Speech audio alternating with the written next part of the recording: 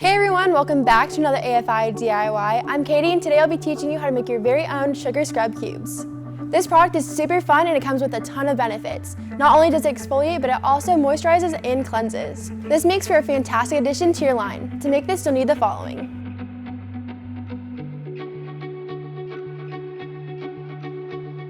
Great, let's get started. First, combine your 19.8% or 2 ounces of chopped melt and pour soap base and your 19.8% or 2 ounces of sweet almond oil. Then take your coloring and add it right into the bowl. Don't worry that the color is not mixing in right now because it will whenever it's melted.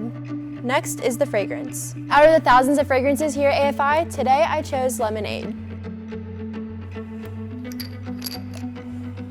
Wow, it smells so refreshing. This is going to be perfect for the product. Go ahead and put your 0.8% or 2 milliliters right into the mix.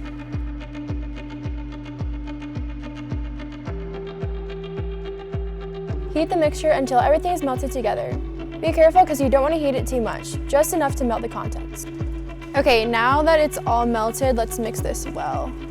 You want to make sure that your coloring and your fragrance were mixed in well because once you add the sugar, it's going to harden really quickly. Add your 59.6% or 6 ounces of sugar as you stir. Make sure to stir it fast because it will thicken quickly. Pour it into your molds very quickly. If your mixture starts hardening, you can always melt it a little more to give it a thinner consistency. Once this is done, let them harden for 4 to 6 hours. If you like this product, be sure to check out our exfoliating coconut oil hair mask. Like this product, it's both exfoliating and hydrating. Now they're ready to cut. Just cut them down the middle and then into thirds. Make sure to store them in an airtight container to avoid moisture droplets. Okay, look how cute these turned out. I'm seriously obsessed with them.